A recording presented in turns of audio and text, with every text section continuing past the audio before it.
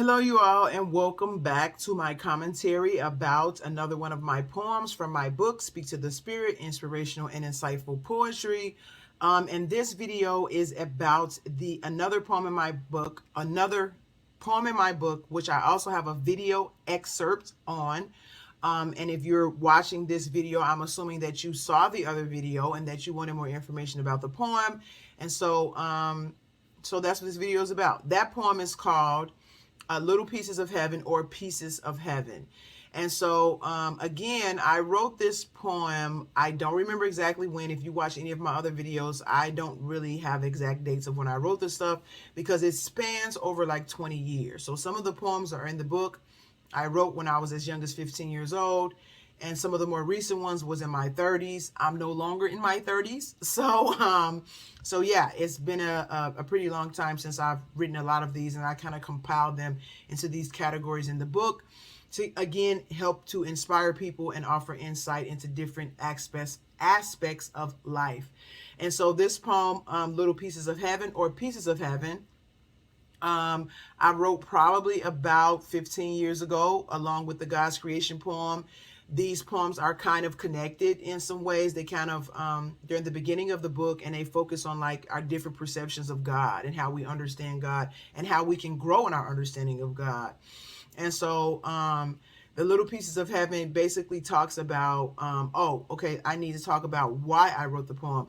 So I wrote this poem because I wanted people to understand. So if you watch the first video of God's creation, it talks about how God designed us, and he designed our bodies and everything that we have, and we often take those things for granted and then turn around and question his ability to run the world and why he's not running the world the way we see fit, when he's already given us all these things that we could have never given ourselves in a quadrillion million years. And so it's like to understand God more from that perspective, instead of just looking at what you think he's not doing right.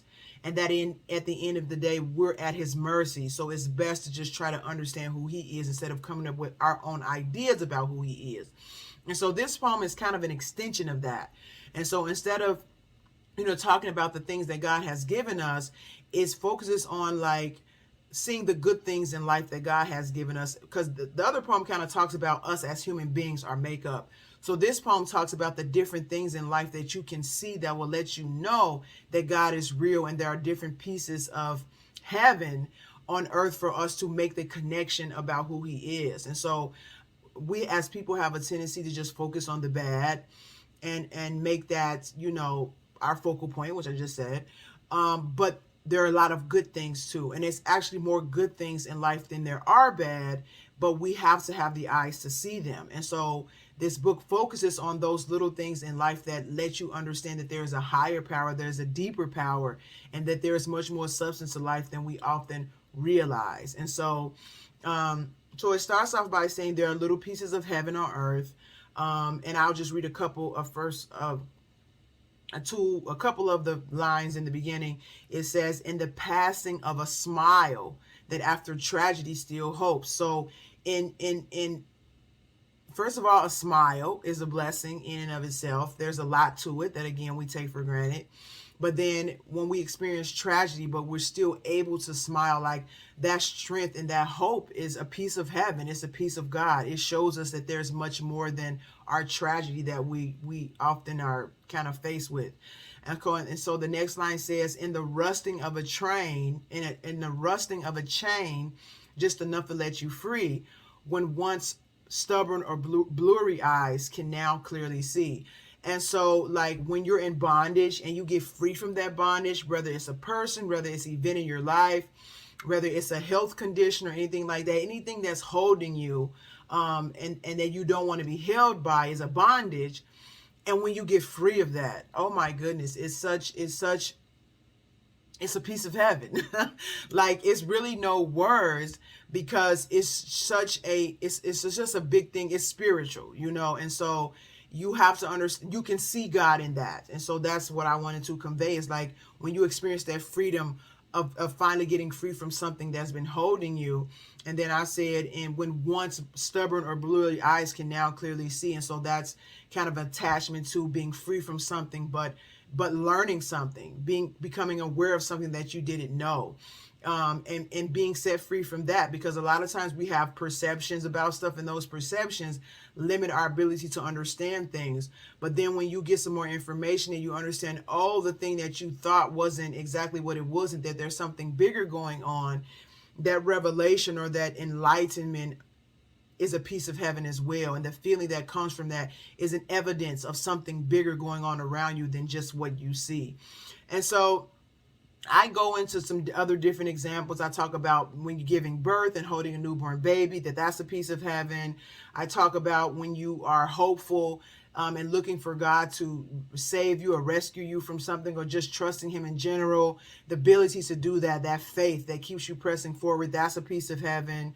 And then at the end, I wrap it up by saying, like, if we have all these little pieces of heaven that we can identify in the earth, and of course, this book doesn't even name a 2% of them because there's a lot. Just imagine what it's like when we get to heaven, where the good stuff on earth, or the pieces of heaven on earth, won't be mixed with the bad experiences that we have as well, where lightness and dark won't coexist together here on earth like it does, but we go to a place where there is no darkness and there is no evil and there's no bad things happening. But all of those things in heaven are our complete and total reality, and there's nothing to overshadow it. And so I'm saying, like, look at these good things and just imagine what it would be like to go to heaven. And again, at the end of the poem, is to inspire hope, is to give people something to look forward to and to hold on to during rough times. So that is my commentary for Little Pieces of Heaven, or Pieces of Heaven. And you can find this video excerpt of my poem on my social media pages, also on my website. And you can get a copy of this book on Smashwords or Amazon. And I think that's it. So if you're interested in getting a copy, or looking at some more of my video excerpts, or reading some more of my commentary about my video excerpts, you can do that on the link that should be above or below this post. So thank you guys for watching and tuning in, and I hope you check out my other video excerpts, and please make sure you give me some feedback. I love to have reviews. I like to know what you think. I like to know how this poem has affected you, if it's changed your perception in any way. So please be sure to do that as well. And you can do that on Amazon. You can also do that on my website. On my social media. And then you can email me your comments as well, and I can post those on my social media. So thank you so much, and watch the other videos. Talk to you later. Bye.